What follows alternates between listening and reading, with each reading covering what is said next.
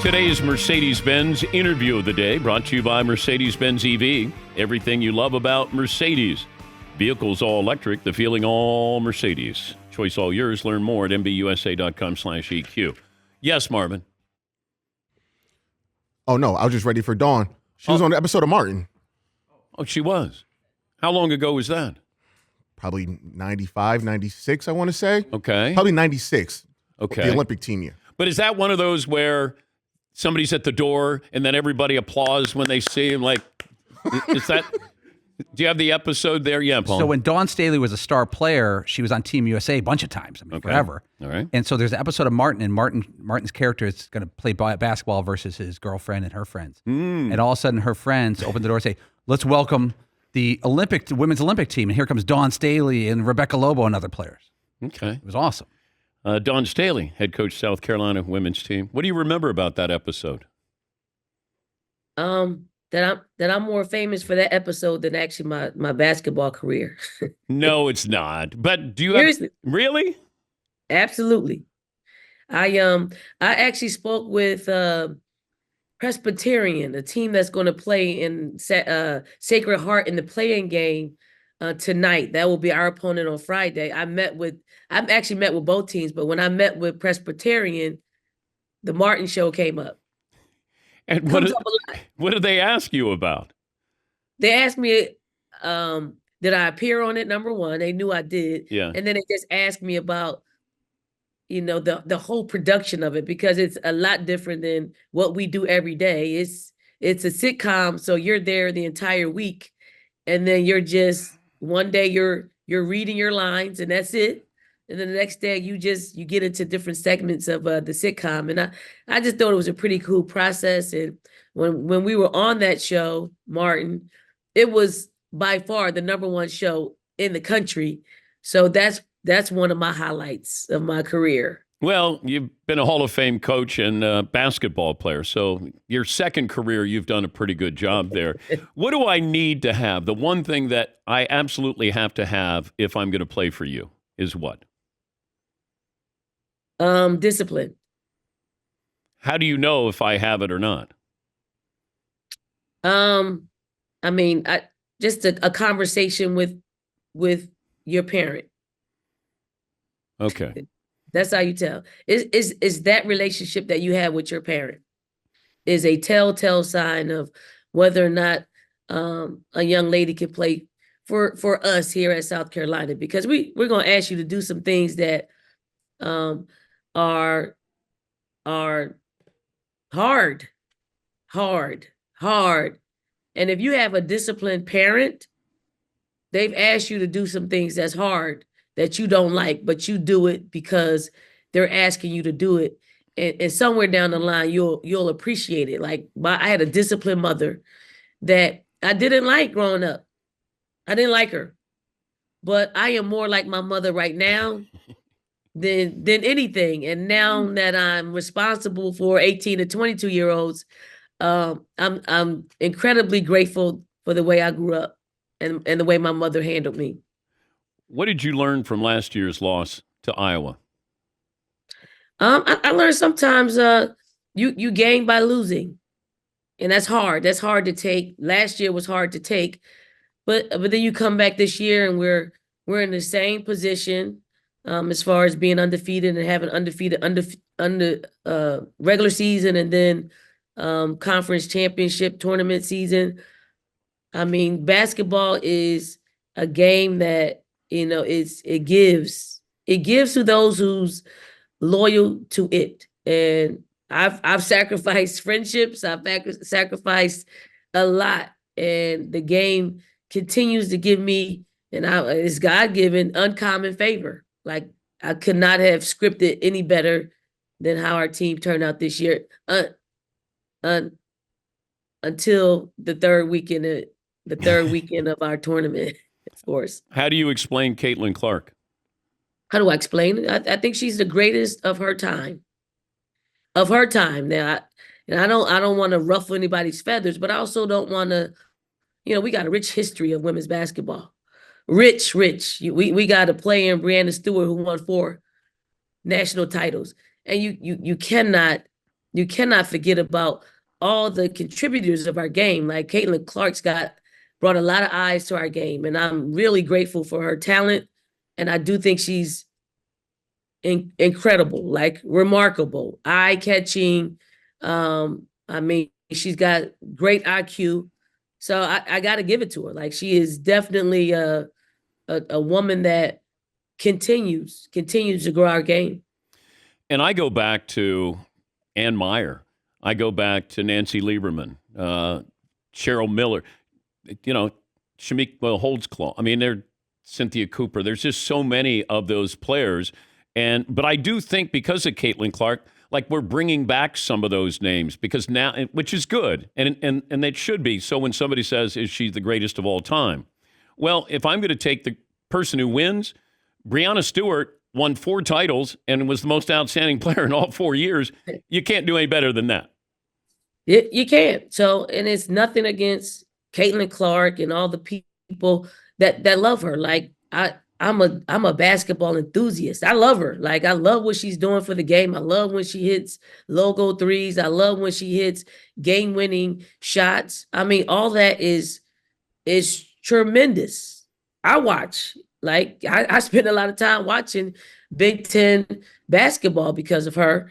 And that's got to be a lot of responsibility for her and a lot of pressure for her. And she's handled it incredibly well. Did you think you could play in the NBA? The NBA? Yeah. For how long? I could play a game. Like, I could play a game and hold my own. It's just the long stretch of an 82 game season and the wear and tear. Those guys are big and strong, and they're the very best for a reason. But you had to play against these guys, I'm going to guess. Yeah, I mean, I played a bit against some NBA guys. And I mean, you go up in Philly, you think you can do anything, and North Philly particularly. So, so I can say that now, sitting here, being over 50, I could be an urban legend. The skirmish with LSU. What role, like in the moment, what role do you play as a coach? I obviously look at the skirmish a number of times, and I looked at myself, and something's off about me because I was totally shocked, and I stood there and I didn't do anything, and I'm looking at, like, activate, like, this is kind of you're supposed to be the protector and the peacemaker of all things, and I was caught off guard. I mean, it happens. It happens in every sport. Every sport. It just got heightened a little bit because it was a championship. It was on ESPN, and the officials had to assess the situation and come up with a solution. For me, I just have to make sure that, one, in the moment, we had to go with what the official said, and then you Monday morning quarterback it. And I just thought that they got some things wrong. I do. Like what? Out of all of it, because Camila Cardoso is the only one that is really paying the price for it, when there should have been a dark cloud on a couple of other people as well. If we're going to deem what she was disqualified for, because you just can't be disqualified just as a one-woman show. If it's deemed a fight, then the fight is not just with one person. It's with at least another person, and then you got to find out who incited it. But I'm speaking more about it than I have since the incident, and I really want to put it behind, but I also want to address the fact that it happens in every other sport. Don't hold women's basketball to a higher standard than the other sports, because it's happening there. Unless you want to hold us unless you want to hold us as a sport, because a lot of people don't think we are a sport. If you're going to hold us to the level of everybody else, then it's just what it is, an incident that happened in a highly competitive physical basketball game. Talking to Dawn Staley, Hall of Fame head coach, former college player of the year, Naismith coach of the year, I think 3 times. That's a hell of a resume you got there. South Carolina will win the national title if what? If we don't beat ourselves. Did you beat yourself last year? Yes. Yes. I mean, listen, and again, as coaches, we debrief. We talk about all the things that contributed to a win and a loss. Okay. And I'm going to bring up some things that people probably don't know about. Like, we were the number 1 overall seed. We played on Saturday, Monday. The other number 1 seed, which was Virginia Tech, played on Saturday, Monday. The Final Four is played on Saturday, Monday in the Sweet 16 Elite 8. The Final Four and National Championship game, they're played on Friday, Sunday.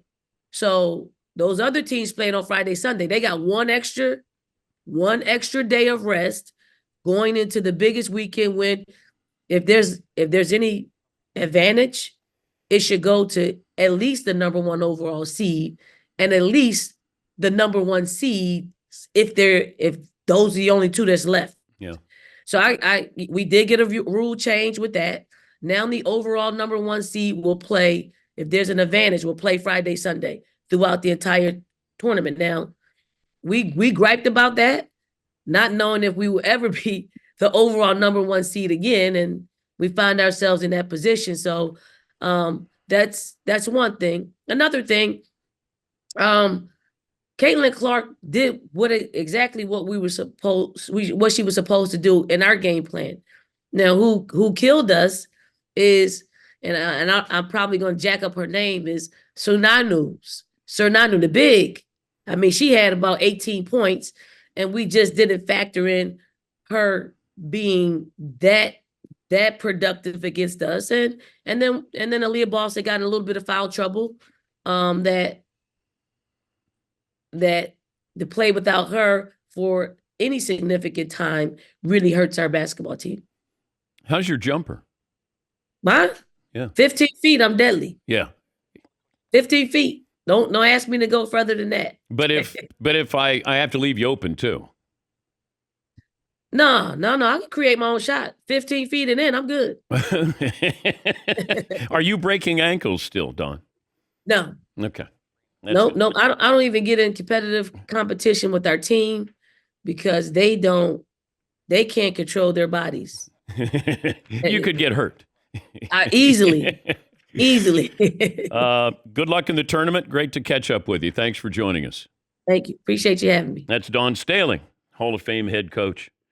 She won 3 gold medals, 3 as a player, 1 as a coach, WNBA All-Star 6 times, college player of the year twice, college coach of the year 3 times.